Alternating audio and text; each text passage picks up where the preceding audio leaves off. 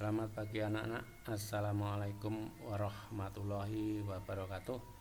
Kita jumpa lagi dalam pelajaran IPA. Mudah-mudahan anak-anakku semuanya di rumah sehat selalu dan tetap semangat. Anak-anakku semuanya, kita lanjut pelajaran IPA kali ini. Dulu terakhir telah dipelajari tentang pesawat sederhana dan kita sampai pada bab tuas. Sekarang kita lanjut ke katrol. Nah, katrol itu dibagi menjadi 3, yaitu katrol tetap. Kenapa disebut dengan katrol tetap? Karena katrol ini tidak bergerak kemana-mana, hanya bisa berputar saja, berputar. Nah, ini sebagai titik tumpu, ini titik beban, ini titik kuasa. Keuntungan mekanik katrol tetap adalah 1. Nah, kenapa kok 1? Karena keuntungan mekanik sama dengan lengan kuasa dibagi lengan beban. Nah, lengan kuasanya itu adalah dari tumpu ini ke kuasa, sedangkan lengan beban dari tumpu ke beban. Karena lengan kuasa dan lengan beban ini sama, maka seandainya lengan kuasanya itu 2, lengan beban juga 2, maka keuntungan mekaniknya 1. Sebagai contoh, misalkan di sini beban sebesar 200, berapa gaya kuasanya? Nah, kita hitung dengan rumus keuntungan mekanik beban dibagi kuasa. Keuntungan mekaniknya 1, bebannya 200, berapa kuasanya? Dihitung, maka kuasa sama dengan 200 dibagi 1, kuasanya tetap sama, yaitu 200. Sekarang kita lanjut ke katrol bergerak. Kenapa disebut dengan katrol bergerak? Karena kalau ini ditarik oleh kuasa ini, maka katrol ini bisa naik turun selain berputar. Keuntungan mekaniknya 2. Kenapa 2? Seperti tadi, keuntungan mekanik sama dengan lengan kuasa dibagi lengan beban. Nah, lengan kuasanya mana? Ini tumpuan sampai kuasa disebut dengan lengan kuasa. Seandainya ini 4, nah lengan bebannya tumpu sampai beban. Kalau ini 4, maka ini sama dengan 2. Nah, 4 bagi 2 maka hasilnya 2. Maka keuntungan mekanik dari katrol bergerak ini adalah 2.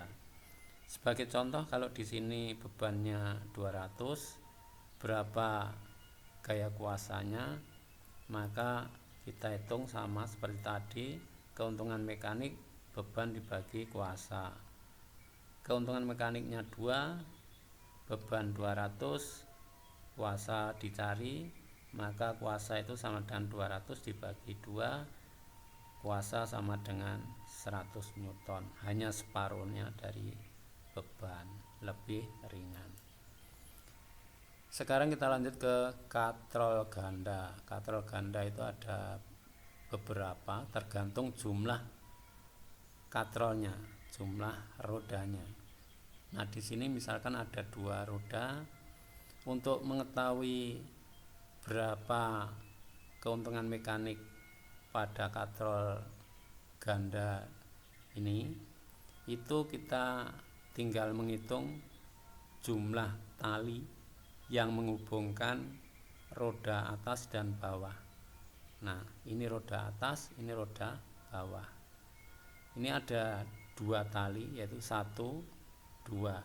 Berarti keuntungan mekaniknya 2.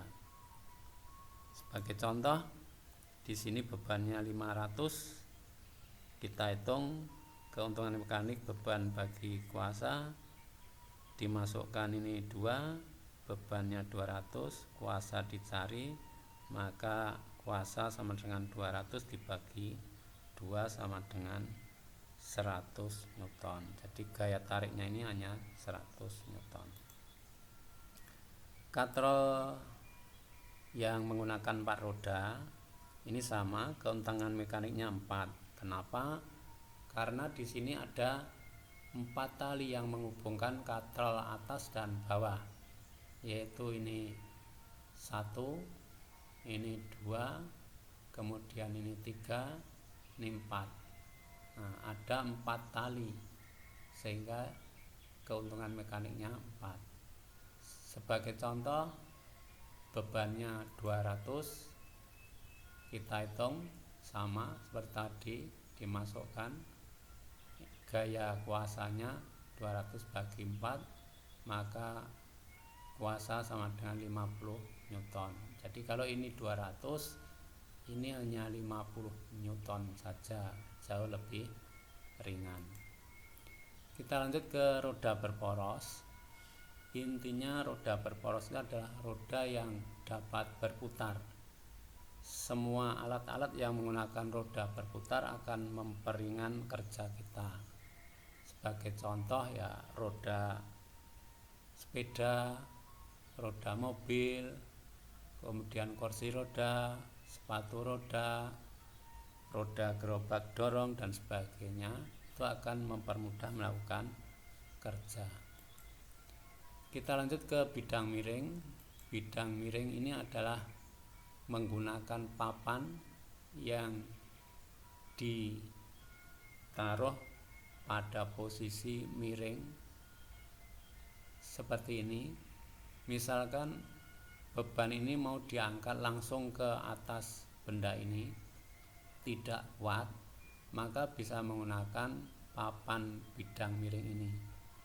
Nah, panjangnya bidang miring ini adalah S, tingginya benda ini H, gaya dorongnya F, berat beban W, maka rumus yang berlaku adalah W dikali H sama dengan F dikali S. Sebagai contoh ini. Nah, sebuah benda berbentuk balok beratnya 400 Newton. Nah, berat W 400 Newton. Kemudian didorong ke atas bak truk menggunakan papan bidang miring yang panjangnya 4 meter, S 4 meter. Tinggi bak truk 1 meter, H 1 meter. Hitunglah besar gaya dorong minimal supaya balok dapat terdorong ke atas dan berapa keuntungan mekaniknya. Ditanya A, gaya dorong ke atas, B, keuntungan mekanik. Nah, yang A itu berlaku rumus seperti ini tadi. Kita masukkan W-nya, beratnya adalah 400 Newton, tingginya adalah 1 meter, gaya dorongnya ini masih dicari, jarak 4 meter. Maka kalau ini kita kalikan sama dengan 400, berarti ini F tadi, ini 4, kita tulis lagi. Nah, untuk mencari ini kan sama dengan F sama dengan 400 dibagi 4, sehingga hasilnya adalah 100 Newton. Nah, beban yang 400 ini tadi kalau didorong menggunakan papan bidang miring, maka gaya dorongnya hanya 100 Newton. Maka benda ini akan bisa dibawa naik ke atas benda ini atau bak truk. Kita lanjut ke kehidupan sehari-hari. Sebagai contoh bidang miring adalah tangga rumah, sekrup, pisau, kemudian kapak atau baji dan sebagainya. Dalam kehidupan sehari-hari, seorang manusia itu juga melakukan pesawat sederhana, yaitu misalkan ini leher. Kalau kita menengadahkan kepala, maka ini sebagai tumpu, ini sebagai bebannya, ini penariknya, kuasa. Maka ini termasuk jenis yang pertama. Lengan termasuk jenis yang ketiga. Dan ini saat kaki ini memanjat naik, maka ini termasuk juga tuas jenis kedua. Nah, anak-anak, mudah-mudahan bisa dipahami. Untuk kali ini tidak ada tugas.